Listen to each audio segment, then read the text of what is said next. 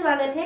आज की क्लास में हम सीखेंगे कि किसी भी वक्र से हम अवकल समीकरण का निर्माण किस तरीके से करते हैं।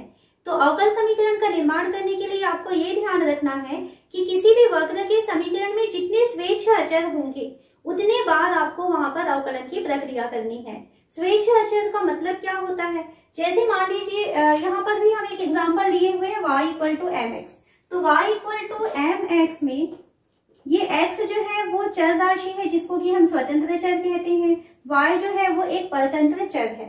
यहाँ जो m आया हुआ है ये m जो है ये स्वेच्छ अचर कहलाता है। स्वेच्छ अचर का मतलब होता है कि ये m की वैल्यू कुछ भी हो सकती है। m की हर वैल्यू के लिए जो ये इक्वेशन है वो सही होता है। यानी एक सरल रेखा का समीकरण है। और कैसी सरल रेखा है? अगर हम m की वैल्यू को चेंज करेंगे तो वो सरल रेखा जो है वो चेंज हो जाने वाली है। तो यहाँ पर m का कोई फिक्स वैल्यू हमको नहीं मिल रहा है। m अपनी वैल्यू को चेंज कर सकता है। हो सकता है कि y इक्वल टू एक्स हो जाए, y इक्वल टू 2x हो जाए, y इक्वल टू 3x हो जाए। यानी x जो है वो एक से अधिक मान को ले सकता है। कांस्टेंट तो है बट उसकी वैल्यू फिक्स नहीं है। एक और एग्जांपल लेते हैं। जैसे मान लीजिए हम लिखते हैं ax plus by plus c equal to 0। एक रैखिक समीकरण है। इस रैखिक समीकरण में a, b और c कांस्टेंट होते हैं। बट ये कांस्टेंट की वैल्यू जब तक अभी आप फिक्स नहीं रखेंगे तो इसकी वैल्यू कुछ भी हो सकती है। हो सकता है कि ये x plus 2y plus 5 equal to 0 को बनाए या x plus y plus 3 equal to 0 बनाए। मतलब यहाँ पर a, b और c क्या है? स्वेच्छ अचर है। ठीक है, तो इस टाइप के अचर को हम कहते हैं स्वेच्छ अचर। तो अगर मान लीजिए किसी भी समीकरण या किसी भी वक्र में जितने स्वेच्छ अचर रहेंगे आपको उतने बार अवकलन का प्रोसेस करना है और वहां से उस स्वेच्छ अचर की वैल्यू को आपको हटाना है और उसके बाद जो समीकरण आपको प्राप्त होगा वो अवकल समीकरण बन जाता है। यहाँ पर हम एक वक्र लिए हैं y equal to m x. इस एम एक्स में m जो है वो स्वेच्छ अचर है। अब स्वेच्छ अचर कितने हैं? एक ही स्वेच्छ अचर आया है। यानी हमको यहाँ पर अवकल समीकरण बनाने के लिए केवल एक बार अवकलन करने की परमिशन है। तो इसको हम एक बार अवकलन करते हैं। x के सापेक्ष अवकलन करने पर क्या हो जाएगा? ये dy by dx equal to m x का अवकलन करेंगे तो ये हो जाएगा m। यहाँ पर इस m की वैल्यू हमको मिल चुकी है। ठीक है, तो अवकल समीकरण बनाने के लिए आपको क्या करना है? उस स्वेच्छ अचर को वहां से हटाना होगा। अब हम क्या करें? हमको दिया हुआ है इक्वेशन 1। तो इक्वेशन 1 हमें क्या दिया है? y equal to m x. इस m की वैल्यू हम क्या रख सकते हैं? अभी हमने फाइंड किया m की वैल्यू है dy बाई dx। तो हम यहाँ लिखेंगे y equal to dy by dx into x. या इसे क्या लिखा जा सकता है? x dy by dx minus y equal to 0। तो यहाँ आप देख रहे हैं कि कोई भी अवकल समीकरण में जो है स्वेच्छ अचर नहीं होना चाहिए। ठीक है, यहाँ पे कांस्टेंट यानी नियतांक कहते हैं तो नियतांक आ सकता है। सपोज मान लीजिए हम कोई अवकल समीकरण ऐसा लिख सकते हैं 2dy by dx plus 5x equal to 0। ये अवकल समीकरण हो सकता है। लेकिन अगर हम ऐसा लिखते हैं जैसे मान लीजिए यहाँ पे 2 और 5 है वो डिसाइडेड नहीं है। यहाँ जैसे हमने m लिखा है a dy बाई dx ऐसा लिखे और प्लस 5x इक्वल टू 0। अगर हम ऐसा लिख रहे हैं देन ये अवकल समीकरण गलत हो जाएगा, क्योंकि जब तक आप a की कोई फिक्स वैल्यू नहीं देते हैं तब तक वो अवकल समीकरण के फॉर्म में नहीं जमा है। तो अवकल समीकरण बनाते समय आपको ये ध्यान रखना है कि उस वक्र में जितने स्वेच्छ अचर रहेंगे उतने बाद आपको अवकलन का प्रोसेस करना है और स्वेच्छ अचर को वहां से हटाना है। तो कुछ और एग्जांपल्स इसके देखते हैं। यहाँ हम क्वेश्चन लेते हैं y इक्वल टू e की power x a cos x plus b sin x, जहाँ a और b स्वेच्छ अचर है के लिए अवकल समीकरण की रचना करनी है। तो यहाँ हम देखते हैं a और b कितने स्वेच्छ अचर आ रहे हैं? 2 स्वेच्छ अचर आ रहे हैं। तो यहाँ पर जब हम अवकल समीकरण बनाएंगे तब हमें इसको 2 बार अवकलन करना पड़ेगा, क्योंकि यहाँ पर a और b 2 स्वेच्छ अचर है। तो इस कारण से हम क्वेश्चन को उतारते हैं y इक्वल टू e की power x a cos x plus b sin x। एक बार इसे हम x के सापेक्ष अवकलन करते हैं तो x के सापेक्ष अवकलन करने पर क्या हो जाएगा? ये dy by dx equal to, देखिए यहाँ पर दो फलन का गुणा हमें दिखाई दे रहा है, तो दो फलन के गुणा का अवकलन हम जानते हैं, पहला फलन दूसरे का अवकलन प्लस दूसरा फलन पहले का अवकलन। तो पहला फलन दूसरे का अवकलन, तो दूसरे का अवकलन हो जाएगा a, cos x का अवकलन होता है माइनस साइन एक्स, तो यहाँ पर माइनस लगा लिए, प्लस b साइन x का अवकलन होता है cos x। तो पहला फलन दूसरे का अवकलन हो गया। अब सेकेंड बार में दूसरा फलन गुणा पहले का अवकलन करेंगे, तो पहले का अवकलन तो e की पावर x है, तो e की पावर x ही रहेगा, ये हो जाएगा a cos x plus b sine x। यहाँ पर हम क्या देखते हैं, dy by d x equal to यहाँ e की power x minus a sine x plus b cos x आया है, और साथ ही साथ यहाँ पर e की power x a cos x plus b sine x आया है। तो ये जो वैल्यू है ये किसकी वैल्यू है, ये वैल्यू है y की, तो इसको हम लिख सकते हैं y, तो प्लस y बन जाएगा, और इसे हम पक्षांतर करके इधर ले आते हैं, तो ये हो गया माइनस y इक्वल टू, अब हमारे पास बचा है e की power x minus a sine x plus b cos x। क्योंकि दो स्वेच्छ अचर थे इसलिए हमें दो बार इसमें अवकलन करना होगा, तो एक बार फिर से हम x के सापेक्ष अवकलन करते हैं। तो x के सापेक्ष पुनः अवकलन करने पर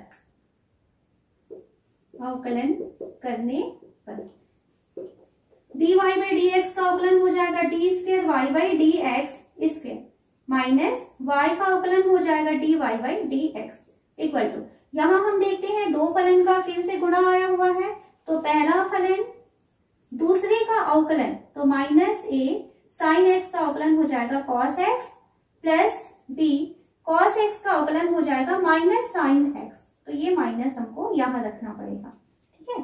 फिर प्लस दूसरा फलन पहले का अवकलन, तो e की पावर x का अवकलन e की पावर x से ही होता है, इसलिए minus a sine x plus b cos x, ये हो गया। अब यहां से हम फिर देखते हैं कि ये है d square y by d x square minus d y by d x equal to, यहां से हम देखें कि अगर हम दोनों से माइनस को कॉमन निकाल दें तो यहाँ पर माइनस बाहर निकल गया, तो अब ये क्या बन गया है प्लस। अब प्लस बनने की बात जो ये है क्या है, ये e की power x a cos x plus b sine x, किसकी वैल्यू है ये y की, तो ये है माइनस y, ठीक है। प्लस इसमें हम आते हैं तो e की पावर x हमें दिखाई दे रहा है और minus a sine x plus b cos x, तो यहाँ पर देखिए इस स्टेप में e की power x minus a sine x plus b cos x, तो इसकी वैल्यू हमें मिली हुई थी dy by d x minus y, तो ये जो हमको पद दिख रहा है इसको हम लिखेंगे dy by d x minus y। अब सभी को एक तरफ ले आते हैं, then d square y by d x square minus d y by d x, ये इधर आ जाएगा तो माइनस वाई और माइनस वाई, तो इधर आकर के प्लस 2y बनेगा क्योंकि यहाँ पे माइनस 2y है ना, plus d y by d x है, इधर आकर के minus d y by d x बन जाता है इक्वल टू 0। तो minus d y by d x और minus d y by d x मतलब दो बार आया हुआ है, तो इसे हम लिख सकते हैं। अब हमारा जो इक्वेशन है d square y by d x square minus 2 d y by d x और प्लस 2y इक्वल टू 0। तो इस तरीके से हमको इसका अवकल समीकरण मिल जाता है। यहाँ हम नेक्स्ट क्वेश्चन लेते हैं, समीकरण x minus a square plus 2y square equal to a square के संगत अवकल समीकरण की रचना करनी है। तो यहाँ सबसे पहले तो हम देखते हैं कि अचर क्या आया है। जो स्वेच्छ अचर है वो है a, केवल एक ही अचर आया हुआ है, तो यहाँ पर a स्वेच्छ अचर है। तो क्योंकि जितने स्वेच्छ अचर होते हैं हम केवल उतनी ही बार अवकलन का प्रोसेस करेंगे। तो यहाँ पर a एक ही स्वेच्छ अचर आया हुआ है, यानी आपको यहाँ पर एक बार अवकलन का प्रोसेस करना है और यहाँ से a की वैल्यू को हटाना है, ठीक है। a आपको यहाँ पर समीकरण में नहीं देखना है। तो इसके लिए हम क्या करेंगे, सबसे पहले हम इक्वेशन को लिखते हैं x माइनस ए का square plus 2y square equal to a square. इसमें हम x के सापेक्ष अवकलन करते हैं, तो x के सापेक्ष अवकलन करने पर x माइनस ए स्क्वायर का अवकलन करेंगे तो ये हो जाएगा 2x माइनस ए प्लस 2y स्क्वायर का अवकलन करेंगे तो ये हो जाएगा 4y d y by d x equal to, क्योंकि a तो कांस्टेंट है तो इसकी वैल्यू अवकलन करेंगे तो ये हो जाएगा 0। यहाँ से हमारा उद्देश्य है a की वैल्यू को अलग करना। तो सबसे पहले हम देखते हैं 2x minus a equal to हो जाएगा -4y dy बाई dx। यहाँ से हम x माइनस a को लिखें तो x minus a equal to हो जाएगा -4y dy बाई dx। ये हो गया और ये 2 नीचे जाएगा और इसके साथ कैंसिल हो जाएगा। मतलब हमको यहाँ पर -2y dy बाई dx मिला हुआ है। हमें किसकी वैल्यू चाहिए? a की वैल्यू। तो माइनस भी आपको यहाँ से हटाना होगा। तो a इक्वल टू हो जाएगा x, a को आप इधर ले जाइए और इसको आप इधर लाइए, है ना। तो x माइनस a है, उधर जाकर के प्लस a हो गया, साइन हटा दिए। यहाँ पर ये माइनस में था, पक्षांतर होके आएगा तो प्लस होके आएगा 2y dy बाई dx। ये है a की वैल्यू। अब हमें क्या करना है? हमें इस a की वैल्यू को रखना है इस इक्वेशन में, जो हमको सवाल दिया हुआ था। इस इक्वेशन में हमें a की वैल्यू को रखना है और उसके बाद में सॉल्व करके a की वैल्यू वहां से हटा देनी है। तो हम वापस आते हैं समीकरण 1 के पास। समीकरण 1 से समीकरण 1 हमें दिखाई दे रहा है x माइनस a का square plus 2y square equal to a square. तो यहाँ पर a की वैल्यू रखें तो ये हो जाएगा x माइनस a की जगह हम रखने वाले हैं x plus 2y dy by dx। तो x प्लस है, इस माइनस के कारण ये माइनस हो जाएगा 2y dy बाई dx का स्क्वायर प्लस 2y का square equal to a square है तो a की जगह आप रखेंगे x plus 2y dy by dx का स्क्वायर। यहां से क्या हो रहा है? ये minus x plus x cancel हो जाएगा, -2y dy बाई dx का स्क्वायर है, ठीक है। तो माइनस का स्क्वायर है तो प्लस हो जाएगा 2y यानी कि 4y स्क्वायर और dy बाई dx का स्क्वायर है तो इसे हम ऐसा लिखेंगे dy बाई dx का होल स्क्वायर इक्वल टू, यहाँ से अच्छा इसके साथ में प्लस 2y स्क्वायर है तो इसको भी लिख लेते हैं plus 2y square equal to, यहाँ पर ये a plus b whole square का फॉर्मूला लगाएंगे तो a square plus b square plus 2ab।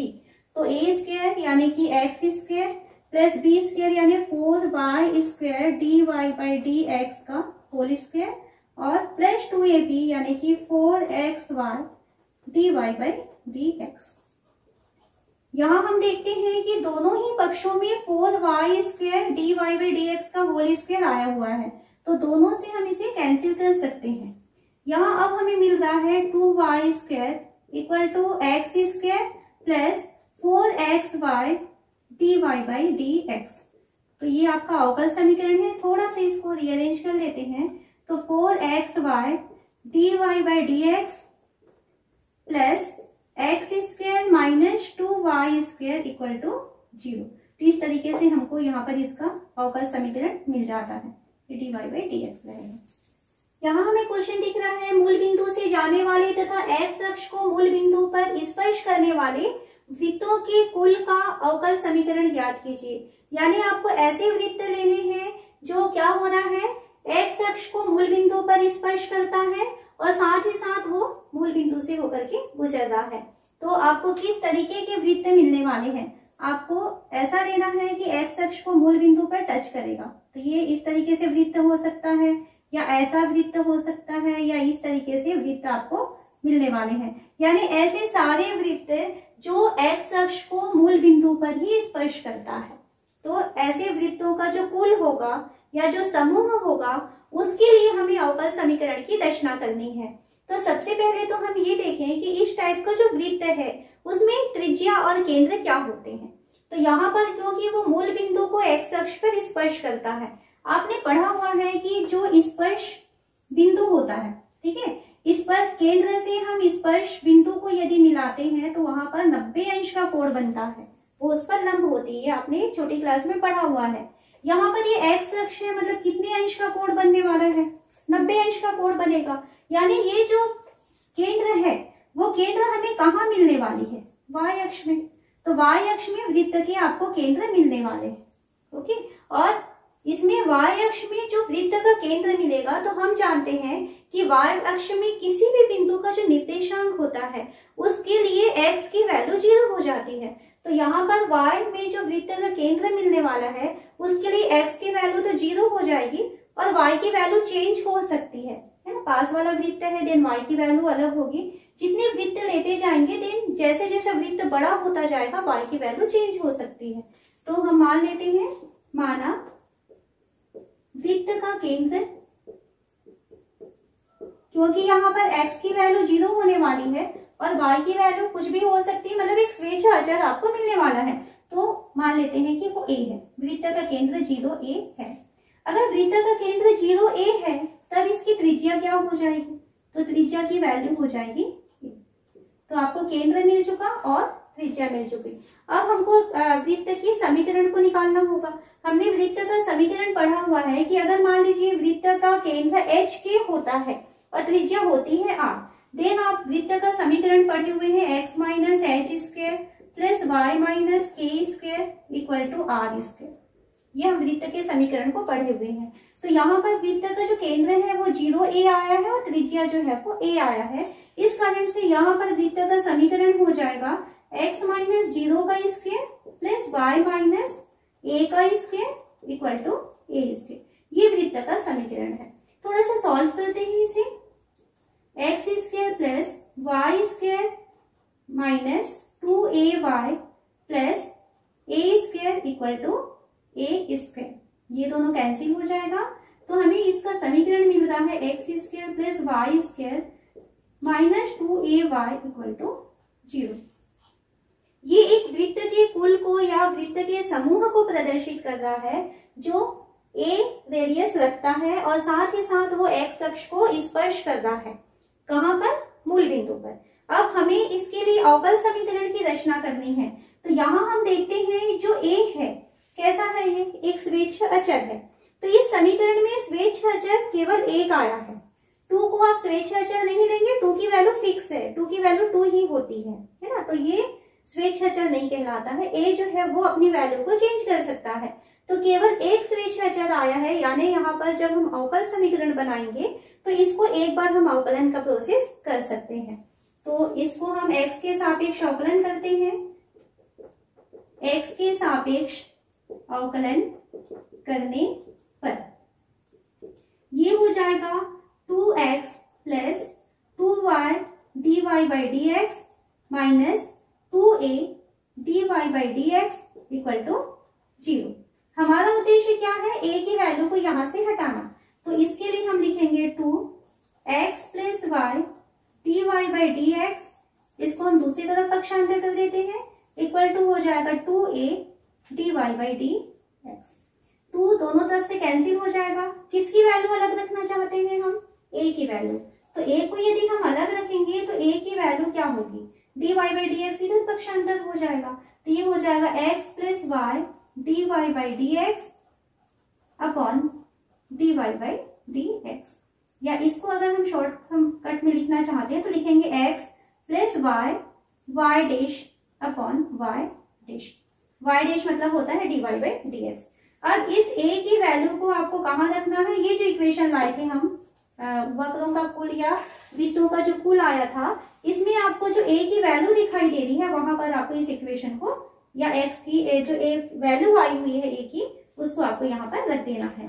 Then हम समीकरण 1 में जाते हैं। समीकरण 1 में a का मान रखने पर इक्वल टू हो जाएगा x square plus y square minus 2y को एक साथ पहले लिख लेते हैं और a की वैल्यू रखेंगे।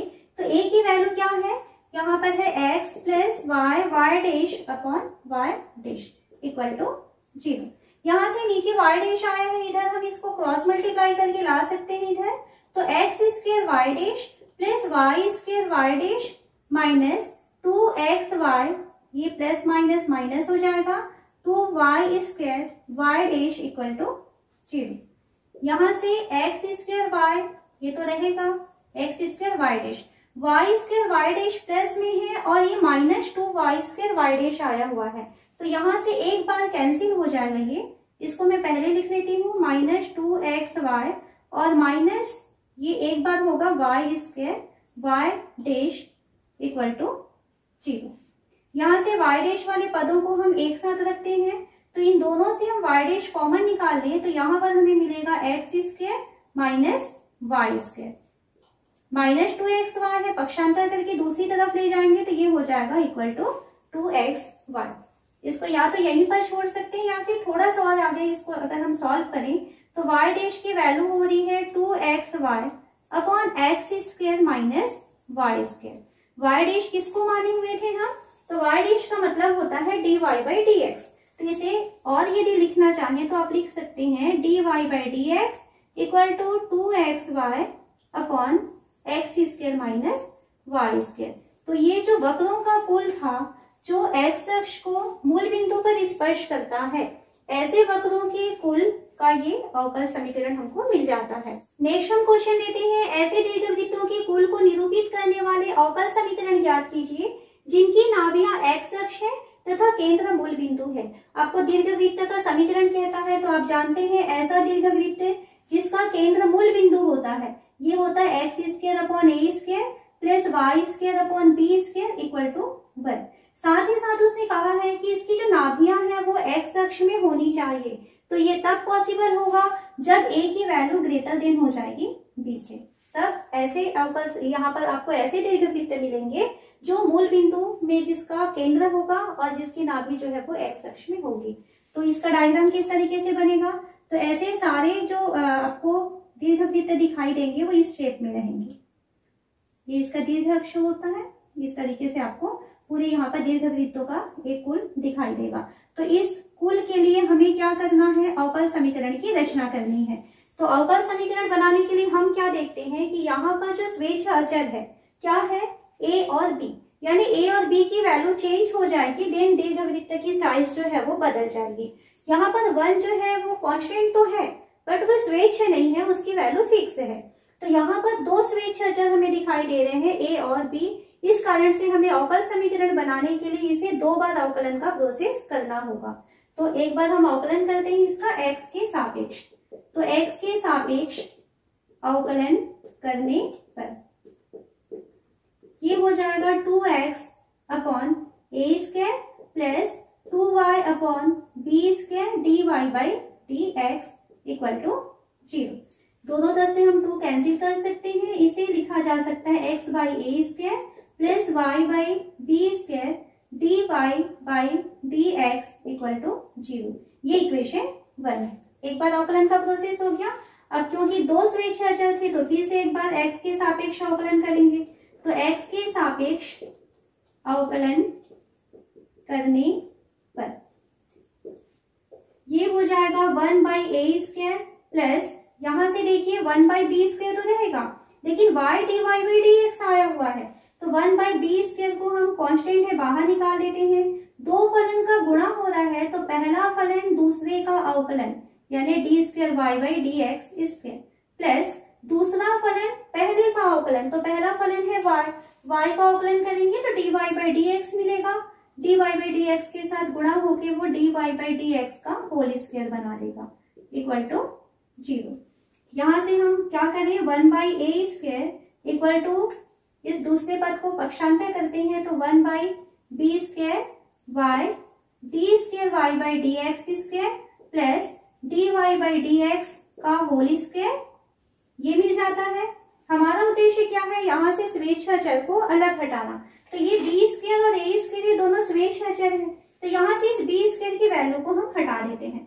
तो ये हो जाएगा b square upon a square, ये बी स्क्वायर मल्टीप्लाई हो जाएगा इधर, इसकी वैल्यू आ रही है माइनस, ब्रैकेट में बचेगा y d square y by d x square plus d y by d x का होल स्क्वायर, ये हमको मिल जाता है। इसको हम ले लेते हैं इक्वेशन 2। यहाँ पर हम इक्वेशन 1 में वापस आए तो समीकरण 1 से, समीकरण 1 में हम क्या देखते हैं कि हमें मिला है x upon a square plus y upon b square d y by d x की वैल्यू 0 है, तो इसे हम लिख सकते हैं minus y by b square d y by d x, ऐसा लिख सकते थे। इसको हम दूसरी तरफ पक्षांतर किए, यहां से भी हम बी स्क्वायर को इसके पास लेके आए और x को वहां पक्षांतर कर दे तो क्या हो जाएगा, ये हो जाएगा b square upon a square equal to minus y by x dy by dx। ये है इक्वेशन 3 जो कि हम इक्वेशन 1 से लाए हुए हैं। यहाँ पर हम देखते हैं कि इक्वेशन 2 जो है वो B square upon a square को शो कर रहा है। इक्वेशन 3 जो है वो भी B square upon a square को ही शो कर रहा है। तो इक्वेशन 2 और इक्वेशन 3 कैसे हो जाएंगे, आपस में बराबर हो जाएंगे। तो हम इसको लिखेंगे समीकरण 2 बराबर है समीकरण 3 के। तो जब दोनों में ही B square upon a square आया है तो इन दोनों की वैल्यू कैसी होनी चाहिए, राइट हैंड साइड भी आपस में बराबर होना चाहिए। तो minus y d square y by d x square plus d y by d x का होल स्क्वायर, ये इक्वल हो जाएगा minus y by x d y by d x. दोनों तरफ से हम माइनस कैंसिल कर सकते हैं। देन इसकी वैल्यू क्या हो रही है, यहां से देखिए y, ये x नीचे आया तो x को आप इधर पक्षांतर कर दीजिए। तो x इसके साथ पूरे के साथ मल्टीप्लाई हो जाएगा। X y d square y by d x square plus d y by d x का होल स्क्वायर, इसके साथ भी x मल्टीप्लाई हो जाएगा, equal to y d y by d x. Then x y d square y by d x square plus x d y by d x का whole square, इसे हम इधर पक्षांतर कर देंगे तो ये हो जाएगा minus y d y by d x equal to 0। तो इस तरीके से हमें अवकल समीकरण प्राप्त होता है। ऐसे दीर्घवृत्तों के समूहों का जो मूल बिंदु में जिनका शीर्ष जिनका केंद्र मूल बिंदु में होगा और जिनकी नाभियां जो है वो एक्स अक्ष में होती है।